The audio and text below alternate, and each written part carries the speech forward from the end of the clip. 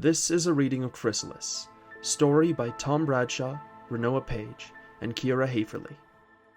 Music and sound effects provided by Zabsplat and Pixabay.com. Narrated by Dominic P Richardson. Chapter 1: The Hidden.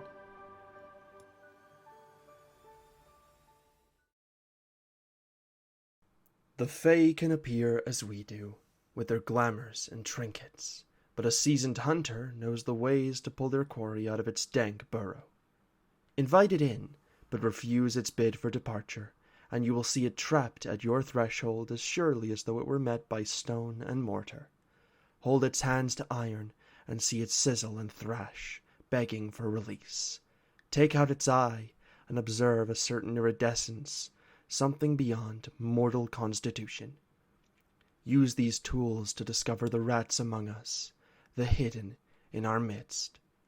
From the writing desk of Alistair O'Reilly, 1823. The neon sign of Crowmart flickers, giving off a slight buzz just outside the little late-night convenience store. Moths flutter nearby, fascinated by the light, occasionally bumping against the little tubes. On the other side of the glass is a young man in a half-tucked red uniform, a green jacket pulled loosely over it in spite of the stale atmosphere. His face is upturned, dark hair tumbling back as he watches the moths with just as much narrow focus as they give the neon light. He holds a damp rag in one hand, with the spray bottle of window cleaner forgotten at his feet. His soft brown eyes track the little insects' confused patterns, the way they weave around the light and each other, starkly lit against the velvet darkness outside. Behind him, plastic shelves are laden with convenience items: aspirin, coolers of soda and ciders and ale, canned meats, candy and crisps, a little stand of condoms. Beyond that, another man with a shock of deep reddish-brown hair, a broad frame, and an easy demeanor is pushing a mop of lemon-scented slosh along the floor. The lights outside flash off the name Ian, pinned to his shirt. He quirks a smile as his eyes catch sight of his distracted co-worker. "Switch off the door sensor, would you, Lloyd?" Lloyd jumps, giving his co-worker a fragile smile. "Right. Sorry." Lloyd hurries over to the automatic sensor mounted above the door, stretching to reach to turn it off. Ian flashes him a playful grin. "That is, if you can tear yourself away. I understand the Great Foxford Lunar Dust Flapper is top-tier entertainment." Lloyd smirks, saying mostly to himself, "They're just angleshade moths." Ian snorts in amusement, but doesn't press the joke. Instead, his attention falls on the wall-mounted TV in the corner. "You worried about that predator? They say he's been targeting women, so, better be careful. Tone down the red eyeliner, yeah?" Ian taps under his eye at Lloyd, and Lloyd's eyes flash between his co-worker and the TV before the comment finally filters through his brain. For an instant, the rest of his cheeks match the soft red marks around his eyes, and his hackles prickle at the nape of his neck. It's not makeup. I've told you, my skin just..." He catches sight of Ian's face. Ian is trying and failing to keep it straight. Lloyd's outrage evaporates and is replaced by a scandalized smile. "Prat, I'll be fine," Lloyd says, shoving Ian, who finally breaks into laughter. Wandering behind the counter, Lloyd reaches into his personal cubby and retrieves his abused book bag, giving it a few practice swings. "Even if someone comes at me, which they won't, I'll give them the business end of this." Ian watches him dubiously. "Hoping he'll be a friend of the library, then?" Lloyd rolls his eyes. "Come on, don't pretend books aren't heavy enough for little blunt force trauma. I'll just..." The bag, already old and tattered, splits at the zipper, and a slew of hardcovers and paperbacks tumble across the floor. Ian drops the mop head in the bucket and pushes it with a kick across the room. It easily slides into the open storage closet, a little soapy water sloshing over the side. Before Lloyd can stop him, Ian is already scooping up books. Lloyd scrambles down on his hands and knees to get to them first, No. That's okay. I've got this. I just mopped this. They'll get damp, he says, picking up the closest book, waving it back and forth in the light so the moth on the cover seems to flutter. Won't be able to identify your little friends if the pictures get damaged. He hands Lloyd the book. Lloyd, too flustered to protest, simply accepts and packs them into his split backpack. Ian offers a running commentary. Bugs, more bugs. A little one note, but I like the consistency. Oh, here's something different. This one's an airport bestseller, innit? Origins of Celtic and Germanic folklore, a comparative analysis. I heard that's a real page-turner. Lloyd ignores his friend, trying not to give him the satisfaction, when he remembers in a panic what the last book is. Dropping his backpack, he dives for it, but Ian's too quick. Ian holds the book up and away, a toothy grin splitting his face.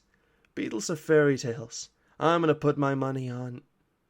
His voice cuts out, and now it's Ian's turn to get some color in his face as he looks at the cover illustration. There's no insects or fairies in sight. Instead, there's a pair of young men, swords locked in the middle of a castle courtyard. They've been drawn mid-fight, although they're standing far closer and staring too intently for that to be the real conflict. I've got it. Thanks. Lloyd takes the book back and stuffs it away hurriedly. Ian smirks and lets go, rubbing the back of his neck. Didn't take you for the romance type. Lloyd slides the backpack away protectively, speaking quickly. It has an interesting magic system. The two stare at opposite corners of the store, a bashful silence filling the space. Finally, Ian stands up and circles the counter, digging out a roll of duct tape. He extends his hand towards Lloyd. Here, we've got some tape back here. If you're going to use it as self-defense, at least let me help you reinforce it. Yeah, Lloyd starts, getting to his feet. Yeah, brilliant. He continues, ambling cautiously to the counter. He hands Ian the bag. Ian takes it and gives it a look over, tugging at the rip to make sure it's not going to get worse. Satisfied, he unzips the bag and inspects the interior for a good place to start his repair. He speaks as he works. Even so, you'll probably get one good hit out of this before it breaks again. Ian hesitates for a moment before straightening up. He pulls off a medium length of tape and tears it free, carefully placing it inside. Just then, a brightness enters Ian's eyes. But you know, I could always walk you home. Lloyd's ears catch a little at the proposal. He looks up at the TV, the black silhouette of an unidentified predator staring back at him. Then he gazes to the parking lot beyond the ring of yellow lights. The darkness waits for him like a tangible wall. Casually, Lloyd rocks on his feet and rotates his shoulders back. I brought my bike, though. Ian taps at the side of the bag, testing the interior. He is not making eye contact with Lloyd as he continues.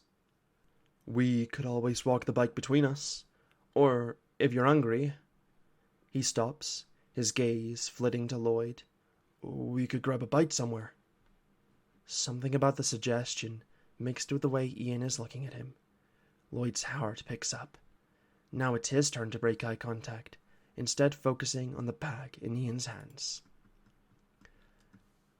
But then you've got to get back to your place all on your own, Lloyd protests. His stomach rumbles and he winces. Is it a money thing? Ian asks, securing another piece of tape carefully over the tear in the fabric. If it is, don't worry about it. I can cover. I'm good for it. Oh, man, you really... Lloyd starts, then trails off. His heart won't stop beating, and he can taste copper in the back of his throat. Why is he fighting this? He breathes in slowly, his head tilting as he does, turning the thought over in his head. One of his hands drifts up to his reddened ears as Ian smiles awkwardly. Lloyd smiles back, just slightly at first, then wider, a little more eagerly. Well, I mean, where did you have in mind? Ian's grin widens and he drops the backpack, finally turning his full attention to Lloyd. Mate, I knew you'd see reason. Safety first, right? I mean, wherever you like. And by that, I mean whatever's open at this hour. So we're probably looking at a diner or a bar. I know some places nearby. Hold up. I'll pull up my phone. Safety first? At those words, Lloyd's smile cracks, then drops away. Ian can see the sudden shift in his companion's attitude. Lloyd? Ian says, his expression going to concern. Hey, mate. You all right? Lloyd takes his jacket and pulls it more tightly around himself. He looks off to the side, and he can feel a coldness running down his spine. I'm sorry, mate. He begins, his words sloshing out of him. Tonight is a bad night. Maybe another time? He's quiet, standing awkwardly for a moment, unable to make eye contact with Ian. Ian tries and fails to hide his disappointment. Oh, Ian nods and looks at the counter. Right then. The TV mutters on in the background, switching over to the weather. Ian taps at the counter, more subdued than he's been all night. Lloyd rubs awkwardly at his arm. Ian finally clears his throat. Hey, don't worry about it, he offers to Lloyd, getting back to work on the backpack. Another night. Ian's eyes then shift, glancing back and forth conspiratorially. He leans forwards and cups his hand around his mouth, asking in a stage whisper. That time of the month again, yeah? Pratt! Lloyd shouts, shoving Ian away, who's already dissolving into a fit of laughter. Lloyd's face is scarlet again, but a part of him is relieved. It's good to see Ian laughing. Maybe he's right. Maybe there will be another night. After a bit, Ian finishes up and hands Lloyd the backpack. He hates to admit it, but Ian's done a remarkably good job. Maybe he won't replace his backpack just so soon after all. Oi, we're pretty much done here. Why don't you go ahead? Get home, get some rest, Ian says, dusting his hands off and tossing the tape back behind the counter. Lloyd opens his mouth to protest, but Ian is already waving him off. It's fine, really. Slow night. I just need to take out the trash in the break room and lock up. Are you sure? Lloyd presses. Aren't I always? Ian says with a wink, tapping out some keys on the cash register, which opens and he slams shut. Lloyd sighs and nods gratefully. Backing away, he turns and walks right into the door, bouncing off the glass. Hey, you all right? Ian's voice catches him. Lloyd is too flustered to turn around and see. Right is right, Lloyd says in a flurry. Good night.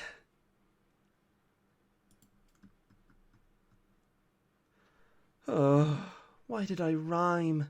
Lloyd groans to himself. He fumbles with the door and eases out, letting it clatter behind him. He's still seeing some spots from his collision and recalibrating. Then, regaining himself, he slides his backpack over his shoulder with a slight oomph and makes his way across the parking lot. Not before he's gone more than a few steps. Behind him, the door bursts open again. Lloyd whirls around jumpily as Ian runs up behind him, waving. Oi, Lloyd, hold on! Lloyd swallows, butterflies swarming his stomach again. The backpack dangles from his shoulder as he gives Ian a quizzical look. Ian slows to a trot as he reaches Lloyd, then takes him by the wrist, turning his hand palm up. Ian presses a fist-length yellow tube with a red button on top of Lloyd's grasp. They look silently a moment before Ian folds it under Lloyd's slender fingers. Just in case. It'll do a lot more than a busted bag. Lloyd looks up from the cylinder. Ian, I'll be fine, really. You don't need to worry about me.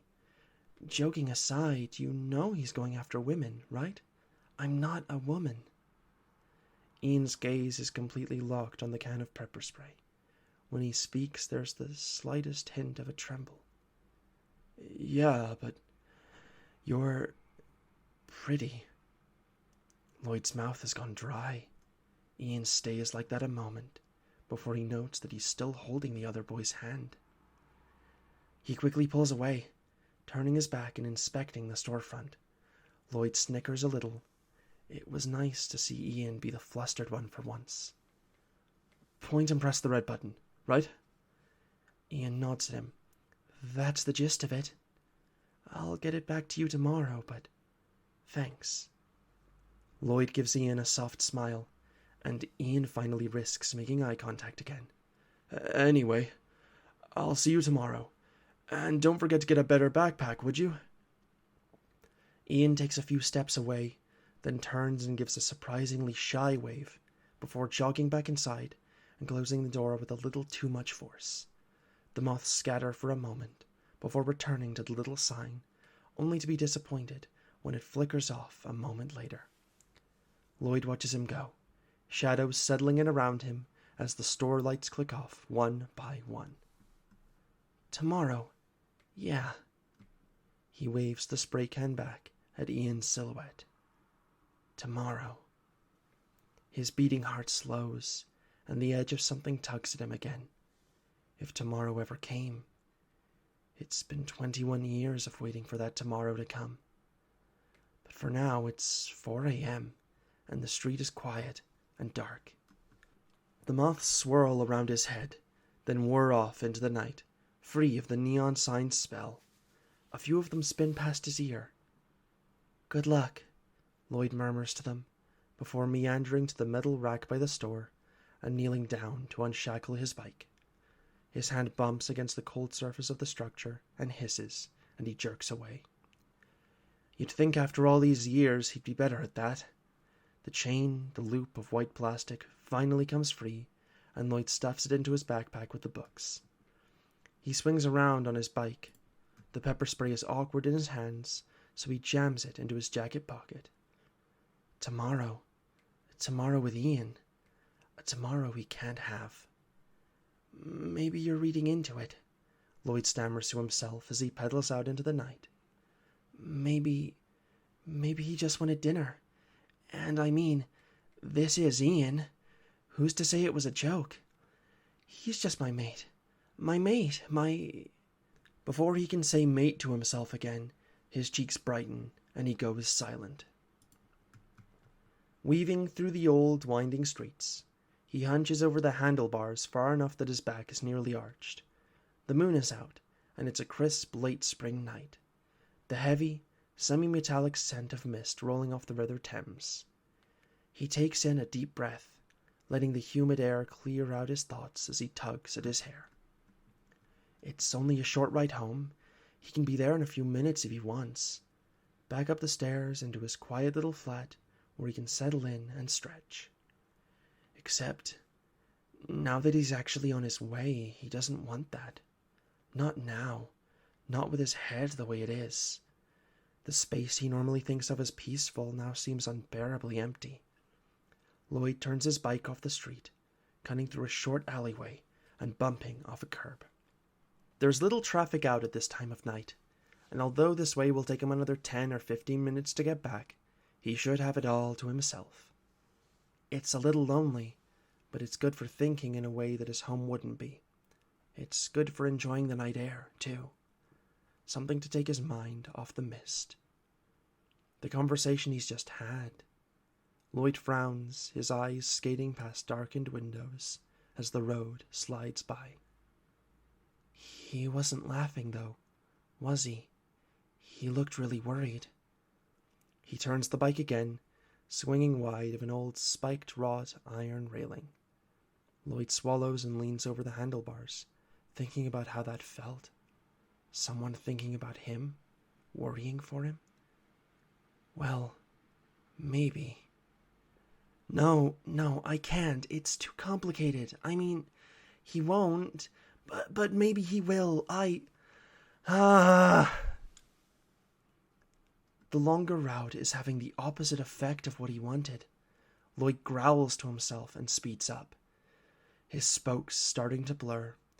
Maybe he should sleep on it, or at least wait until he's gotten back home and comfortable, when there isn't so much on his mind. Almost home, he mutters to himself, shifting his shoulders with a groan as he turns the bike. His back has started to ache, the way it does when he's spent too much time with his jacket on.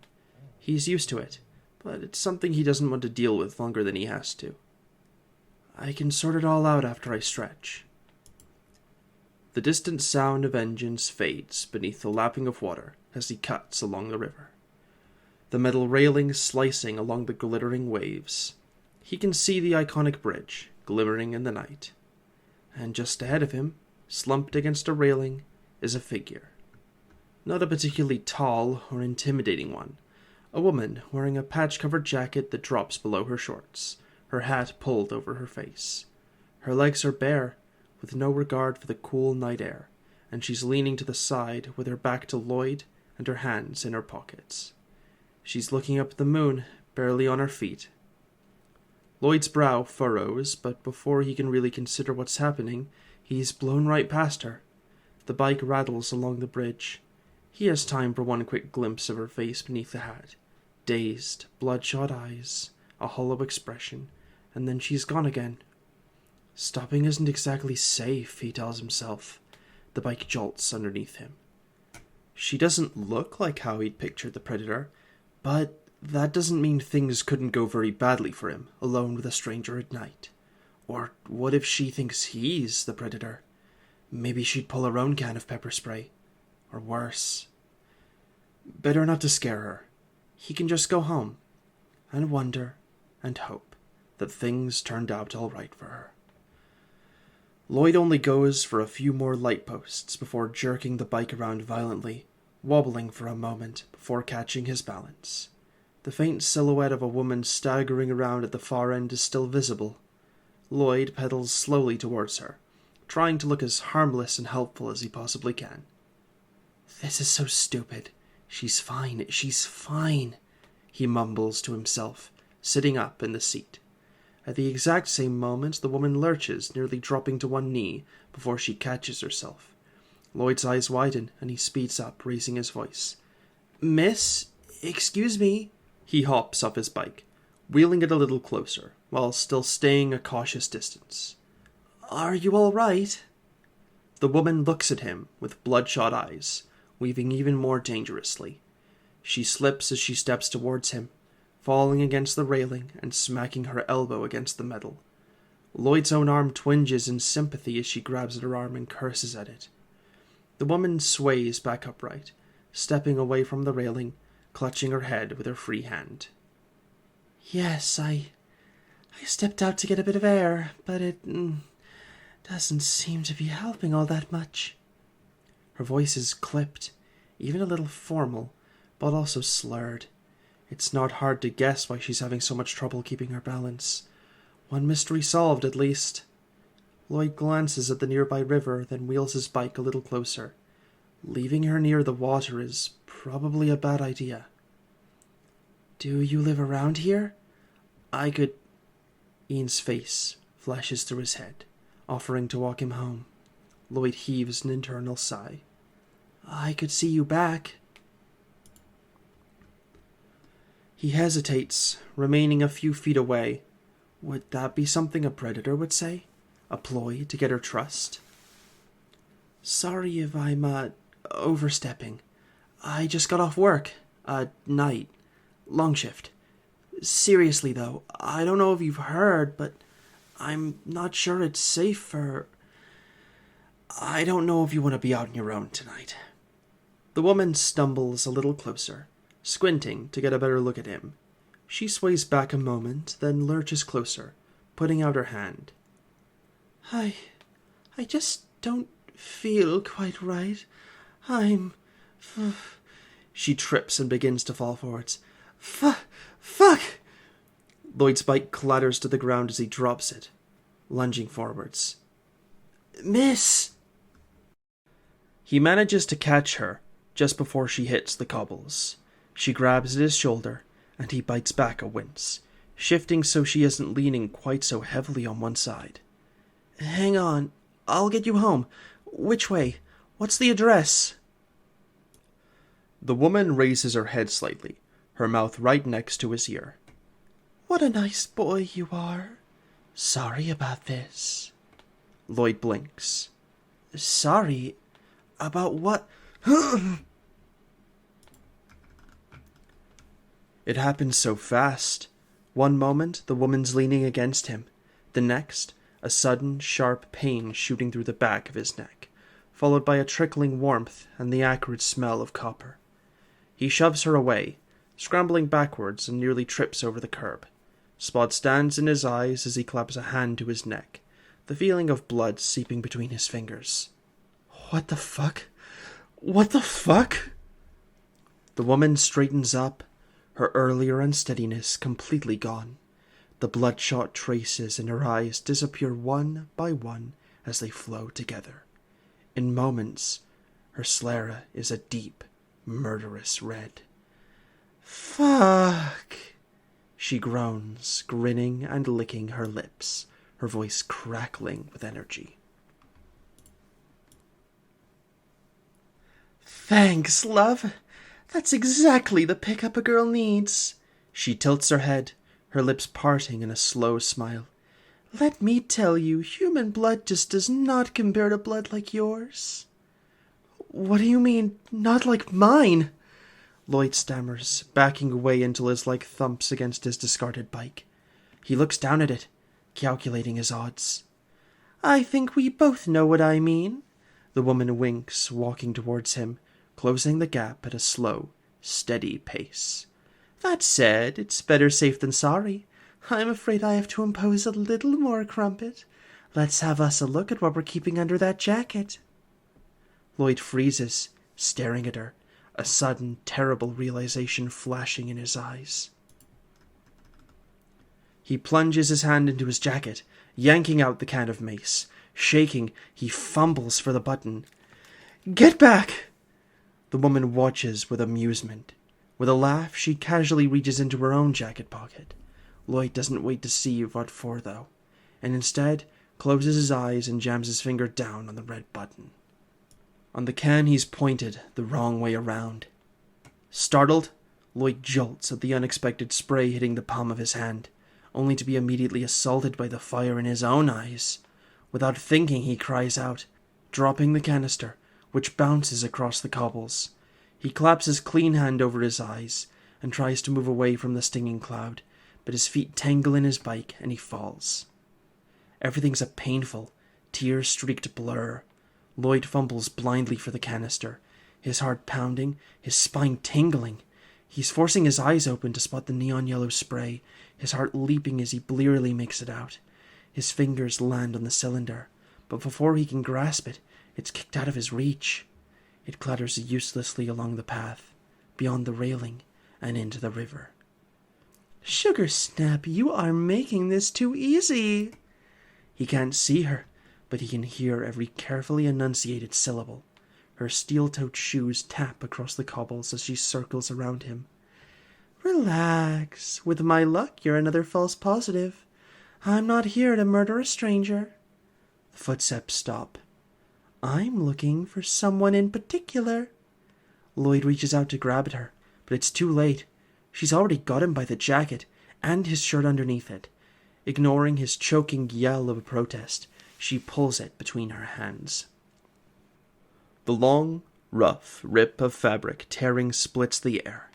Lloyd flinches as he feels the breeze against his skin. The woman tuts softly to herself. Well, it is really not your night, is it? Her voice lilts up melodically on that last syllable. Here, let me help you with... She reaches down. Lloyd can't see what she's doing, but he can feel it. Her hands on the tight strip of cloth wound around his chest and shoulders. The aches and twinges as she deftly tugs, letting them fall free with his ruined shirt. The stretch of cramped muscles as the pair of grey-green moth wings, large enough to drape down his back and dashed with jagged brown lines, bursts free from their wrappings. Lloyd jerks away, landing on his hip, wings trembling behind him. He scrambles upright again, wheezing for breath. The woman hasn't reacted to his sudden movement. How did you know? Through his tears, he can see the woman raise a blurred hand, putting a finger to her lips. Shh. Lloyd chokes back a whimper and whirls, his wings trailing like a cloak for an instant before they snap to life, fluttering and humming in agitation as he races blindly down the street, away from her as fast as he can. Behind him, the woman sighs and looks up at the sky. "No, wait, don't run," she drawls, dripping boredom. She digs into her pocket and pulls out 2 rock candies, one blue and one pink. "Seems like a bit overkill, but she is the mark. Best to handle this like a professional." She takes them between her first 3 fingers in a smooth, practiced motion. She flicks her wrist to the pavement, the 2 pieces of candy splintering on the ground and exploding in a puff of vapor, one taking the form of an enormous pink viper, the other of a blue one. She sighs and stretches as they slither around her, tongues tasting the air. "Don't hurt her too much. The lady wants her handled with care. But let's make short work of this, yes?" Lloyd takes a wheezing breath as he tries to get his wind back, blinking away the stinging residue from his eyes.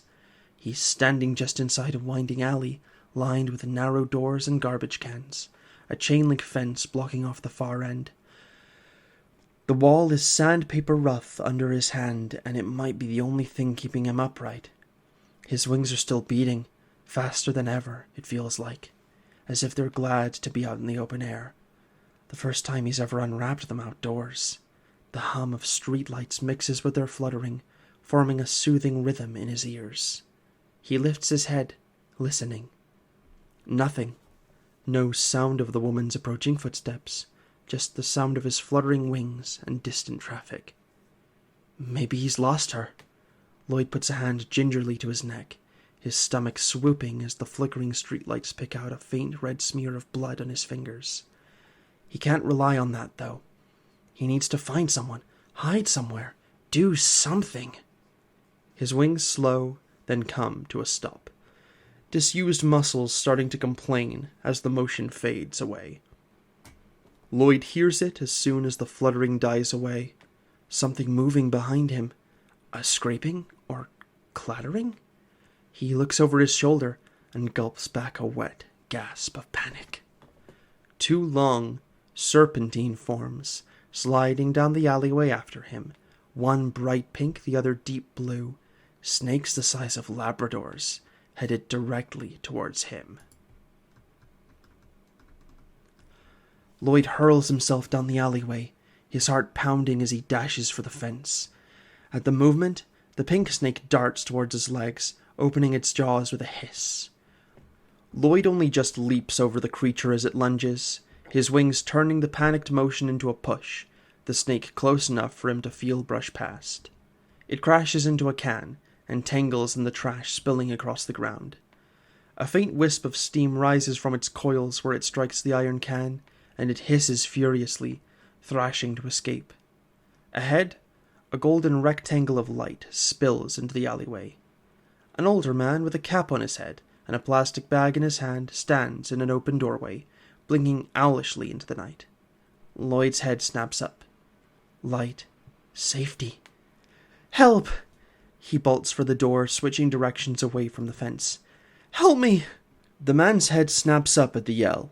Without pausing to think, he drops the bag and grabs Lloyd's arm, pulling him through the open door into the cramped hallway.